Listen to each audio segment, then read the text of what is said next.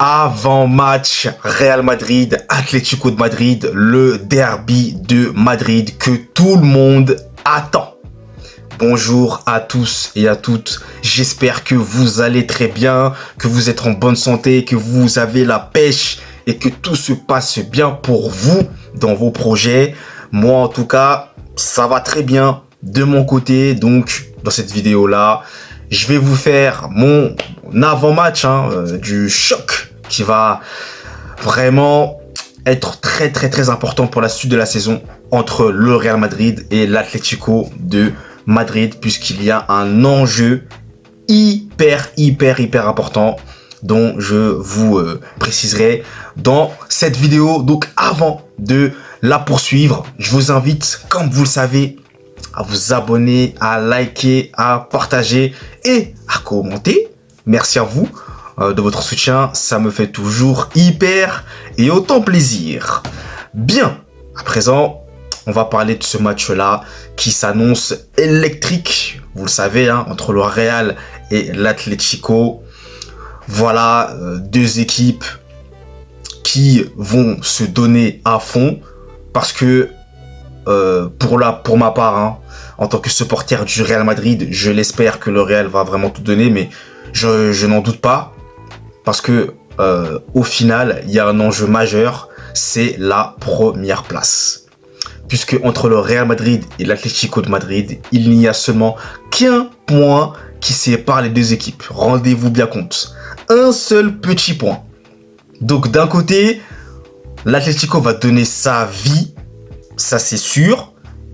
Et de l'autre, le Real Madrid va devoir conserver sa place de leader. Donc l'enjeu, il est énormissime.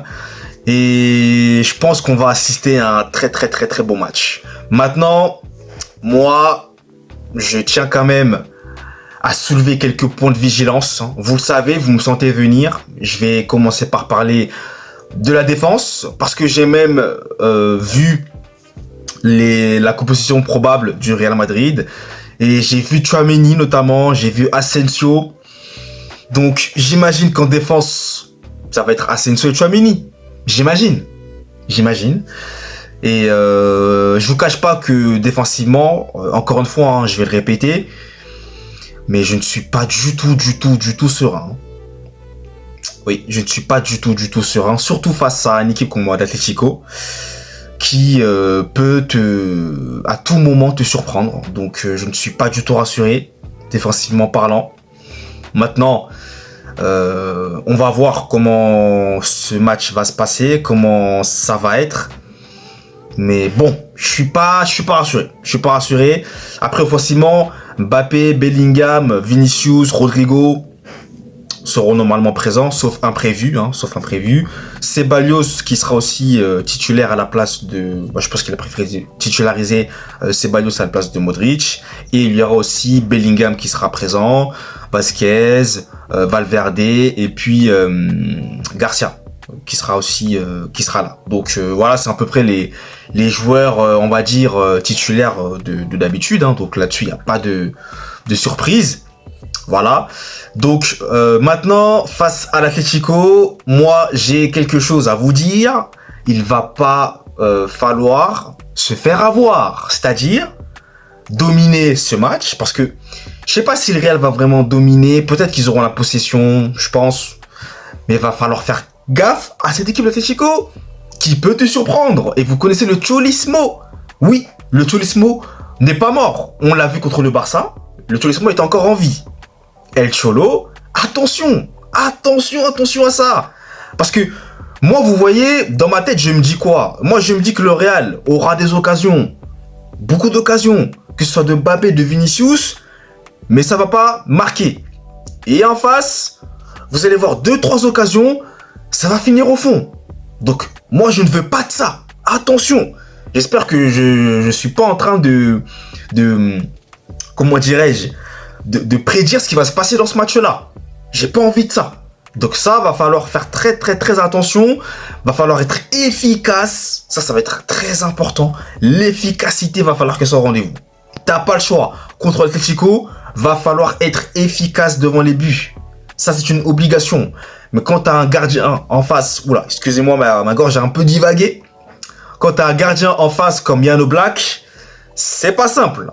Mais l'Atlético aussi sait qu'en face, il y a Thibaut Courtois, hein, qui est d'ailleurs un ancien de la maison, hein, qui était à l'Atlético bien avant. Voilà. Donc, ça va être particulier aussi pour lui, hein, je pense, de jouer face à son ancienne équipe. Mais bref, ça va être un duel tactique, stratégique. Là-dessus, je pense que Diego Simeone est davantage plus fort que Ancelotti. Maintenant, peut-être que Ancelotti me fera mentir, mais c'est vrai que Simeone, il a quand même ce petit truc qui peut vraiment faire basculer un match en l'espace d'un temps. Parce que l'Atlético aussi, ils ont l'attaquant là, je crois suédois si je dis pas de bêtises, Sørloth. Voilà, ils ont Alvarez hein, d'ailleurs, ils ont Griezmann, voilà, Lino sur le côté, De Paul au milieu de terrain qui peut faire du bien. Voilà, donc ça peut vraiment faire mouche. Va falloir être concentré, va falloir être vigilant et surtout offensivement parlant, va falloir que les attaquants fassent le taf, hein. Que ce soit Mbappé, que ce soit Bellingham, que ce soit Rodrigo ou Vinicius. Surtout, j'attends plus de ces trois-là. Moi, Vinicius, Rodrigo et Mbappé, va falloir qu'ils soient au rendez-vous de ce gros choc. Donc voilà, après, il y a aussi du positif, hein. Mbappé qui revient bien en forme. Voilà, Rodrigo aussi qui commence aussi à revenir. Par contre, malheureusement, Vinicius, en ce moment, moi, j'ai un peu de mal. Je sais pas trop ce qui se passe, mais il y a un truc qui me gêne un peu en ce moment chez Vinicius. Voilà, j'ai pas envie d'en dire plus. J'espère que ça va aller pour lui, mais je sais pas. Dites-moi dans les commentaires ce que vous en pensez, mais Vinicius, en ce moment, je le sens moyen. Je sais pas. Donc voilà, ça va être un match capital. Là, il n'y a pas le droit à l'erreur. Moi, en tout cas, pour ma part, c'est la victoire ou rien. Moi, je vous dis, hein, c'est la victoire ou rien. Je ne veux pas entendre parler d'un match nul. C'est la victoire ou rien du tout.